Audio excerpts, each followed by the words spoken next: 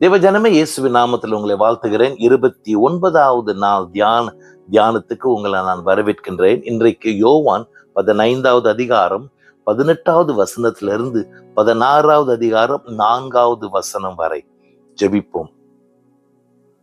என் ஆண்டவராகிய கர்த்தர், உம்முடைய குமாரன் இயேசு கிறிஸ்துவை போல நாங்கள் இன்னும் வளர இந்த லெந்து காலங்களில் எங்களுக்கு உதவி செய்யும். இன்றைக்கும் என்னோடு கூட பேச நாங்கள் ஜெபிக்கிறோம்.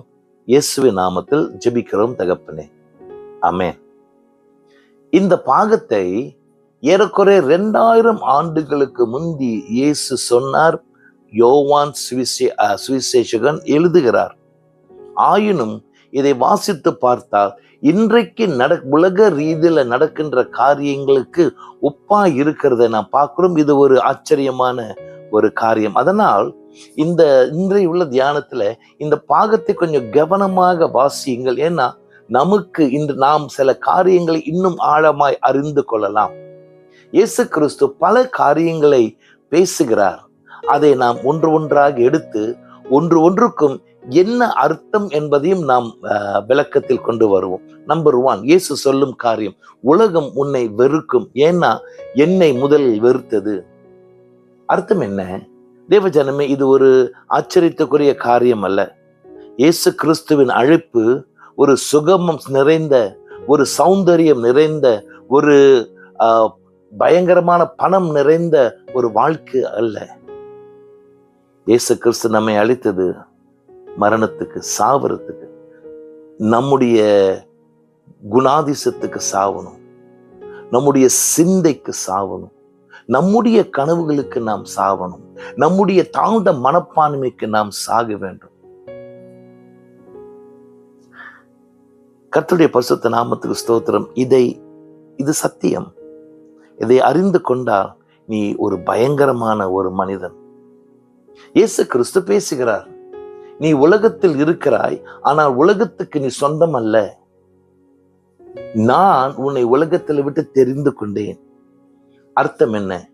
தேவஜனமே, ஒரு வித்தியாசமான அதிகாரம், வித்தியாசமான ஆளுகை உன் வாழ்க்கையில் கிரியை செய்து கொண்டிருக்கின்றது. அந்த வாழ்க்கை, அதில் இருக்கும் நல் நெறிகள், அதில் இருக்கும் அடிச்சுவடைகள், அதில் இருக்கும் போதனைகள் இந்த உலகத்துக்கு ஒத்ததாக இருக்காது. வித்தியாசம். கர்த்தருக்கு ஸ்தோத்திரம்.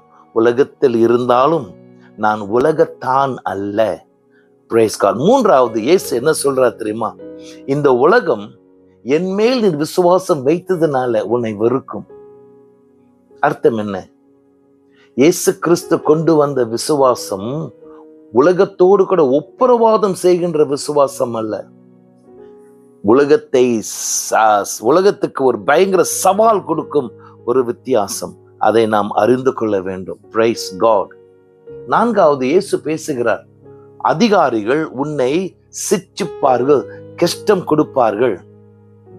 எனக்கு கொடுத்தார்கள், என்னை சிட்சித்தார்கள், எனக்கு பிரச்சனை கொடுத்தார்கள். அதே போல உனக்கும் ஒவ்வொரு விசுவாசிக்கும் அப்படிப்பட்ட ஒரு அனுபவம் வரும். ஏன்? என் மேல் இது வைத்திருக்கிற விசுவாசத்து நிமித்தம், நீ இயேசுவின் பிள்ளையா இருக்கிறதுனால மட்டுமே சிச்சைகள் உன்னை தேடி வரும். அர்த்தம் என்ன? அறிந்து கொள்வோம். இந்த நாட்களில் சிச்சையின் நாட்களுக்கு கீழ் வாழ நாம் கற்றுக்கொள்ள வேண்டும். To live under persecution. அது வித்தியாசமான ஒரு வாழ்க்கை. கற்றுக்கொள்ள வேண்டும், கற்றுக் கொடுக்க வேண்டும். சபைகள் கற்றுக் கொடுக்க வேண்டும். எப்படி ஆபத்து நிறைந்த சூழ்நிலைகள் கிறிஸ்தவன் எப்படி வாழ முடியும், வாழ வேண்டும் என்ற ஒரு ஒழுங்கை நம்ம கற்றுக்கொள்ள வேண்டும். அது அப்புறம் இல்லைங்க, இப்பயே நம்ம தெரிந்து கொள்ளணும்.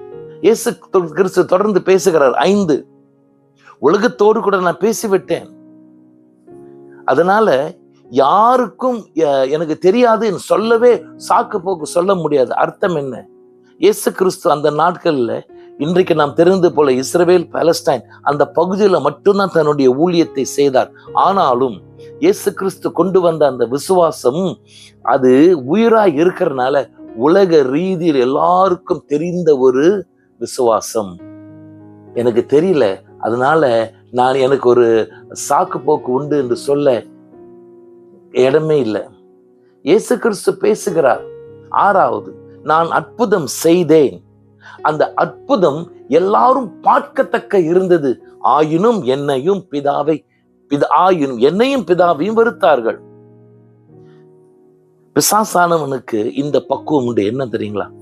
மக்கள் பார்க்கிறார்கள் இயேசு செய்த உண்மைகளை, ஆயினும் அந்த சிந்தையை மாற்றி வித்தியாசமான சிந்தைக்குள் கொண்டு வர பிசாசுக்கு அதிகாரம் உண்டு, செய்வான். அர்த்தம் என்ன? இயேசு கிறிஸ்து கொண்டு வந்த விசுவாசம் பயங்கரமான ஒரு புதுமை, அற்புதம், ஒரு புரட்சி.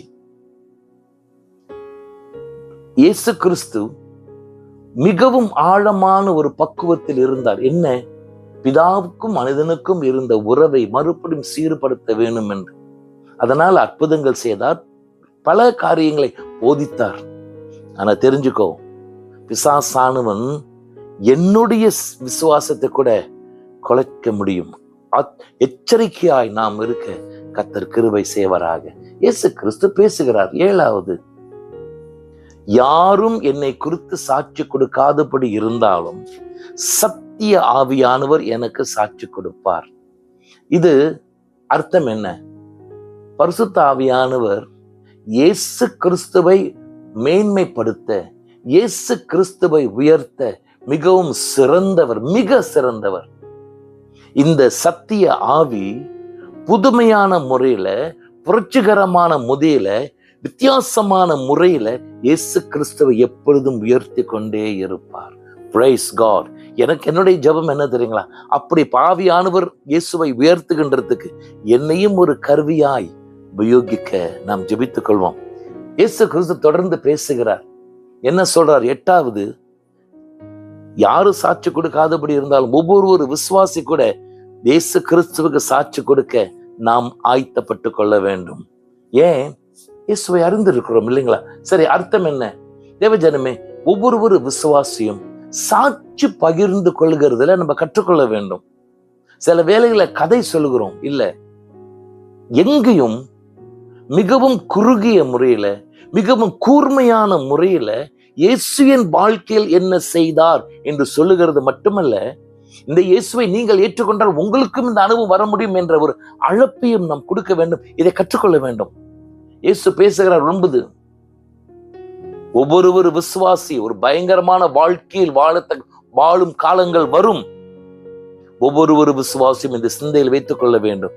எந்த நேரத்திலும் என் உயிருக்கு ஆபத்து வர முடியும், எந்த நேரத்திலும் இயேசு கிறிஸ்துவை பரலோகத்தை சந்திக்க எனக்கு ஆயத்தமா இருக்கின்றேன் என்று சொல்லுகிற ஒரு பக்குவம், சமாதானம், புத்தி கெட்டாத சமாதானம். Praise God. இயேசு பேசுகிறார். அடிக்கடி அவர்கள் சொல்லுகிறார். இவர்கள் யார்? மிகவும் பயங்கரமான அதிகாரமும் வல்லமையும் பெற்றவர்கள். ஜெப ஆலயத்திலிருந்து உன்னை வெளியே போட முடியும். அர்த்தம் என்ன? உன்னை கொல்ல முடியும். அது மட்டுமல்ல, அவர்கள் ஒருத்தரை கொல்ல அதிகாரம் உண்டு. அந்த கொன்ற பிறகு இது என் ஆண்டவருக்கு நான் செய்த ஒரு தியாகம், ஆண்டவருக்கு நான் செய்த ஊழியம் என்றும் சொல்லுவார்கள். அவ்வளவு அதிகாரம் அவர்களுக்கு இருக்கும். அர்த்தம் என்ன? இயேசு கிறிஸ்து வெளிப்படையாகவே இவர்கள் யார் என்று சொல்லல. ஆனாலும் இவர்கள் யாரா இருக்கலாம்? அரசியல்வாதிகள், அரசியல் வல்லமை உள்ளவர்கள், மத தலைவர்கள். இவர்கள் எந்த நேரத்திலையும் உயிர் சேதம் கொடுக்க முடியும். அறிந்து கொள்ள வேண்டிய ஒரு காரியம், உலக ரீதியில கிறிஸ்தவ விசுவாசம் தான் ரொம்ப சிட்சிக்கப்பட்ட மதத்தில் தலைமை தாங்கி வருகிறது. மலேசியாவில் விசுவாச அந்த ரிலிஜியஸ் வாழ்க்கை, மத காரியங்களில் நம் கவனம் செலுத்தியிருந்தால் நன்றாக உனக்கு தெரியும். மற்ற ஒரு குறிப்பிட்ட மதத்தை தவிர்த்து மற்ற எல்லா மதங்களில் மேல் ஒரு ஏற்றுக்கொள்ளும் ஒரு பக்குவம் மிகவும் குறைந்து போய்கொண்டிருக்கிறதை நாம் பார்க்கலாம். அது மட்டுமல்ல, அந்த மதங்களை அழிக்கத்தக்க உள்ள பக்குவங்களும் வந்து கொண்டிருக்கிறதை நாம் பார்க்கலாம். கர்த்தருக்கு ஸ்தோத்திரம். கடைசியாக இயேசு கிறிஸ்து கொடுக்கும் இந்த எச்சரிக்கையை நம்முடைய இருதயத்தில் மிகவும் ஆழமாய் வைத்துக் கொள்வோம்.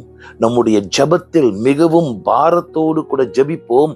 நம்முடைய வாழும் வாழ்க்கையில் அது ஒரு வெளிப்படையான ஒரு காரியமாய் வைத்து நாம் வாழுவோம்.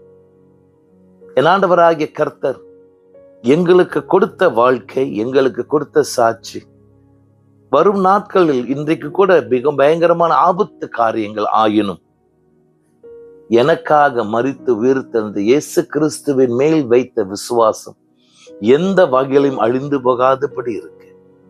அப்பா, எங்களை காத்து கொண்டு எங்களை உபயோகித்துக் கொள்ளும். இயேசுவின் நாமத்தில் ஜெபிக்கிறோம் தகப்பனே. ஆமென்.